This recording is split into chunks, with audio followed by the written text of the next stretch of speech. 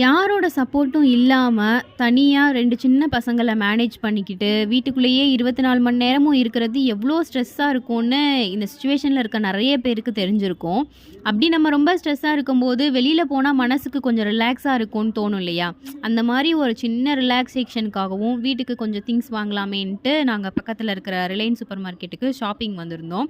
பசங்க 2 பேரையுமே ட்ராலில போட்டு, ஜாலியா சுத்தி பார்க்க ஆரம்பிச்சாச்சு. ஆஃபருங்கிற போர்டு பார்த்தோன்னா, இந்த பொருள் நமக்கு ஃப்யூச்சர்ல தேவைப்படும், வாங்கிக்கலாமான்ற மாதிரிலாம் தோணுச்சு. இருந்தாலும் ஒரு சில காரணங்களுக்காக நெறைய பொருள் நாங்க வந்து தேவைப்பட்டாலும் வேணான்னு அவாய்ட் பண்ணிட்டு வந்துட்டோம். ரெகுலர் யூஸ்க்காக ஒரு 4 ட்ரெஸ் வாங்கலாமேன்னு ஷாப்பிங் வந்தோம்.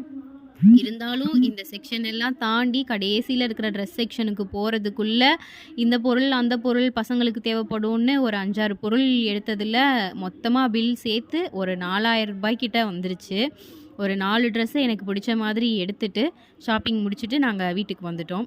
எனக்கு ஷாப்பிங்னா ரொம்ப பிடிக்கும். நீங்க ஸ்ட்ரெஸ்ஸா இருக்கும்போது என்ன பண்ணுவீங்கன்னு எனக்கு கமெண்ட்ல சொல்லுங்க.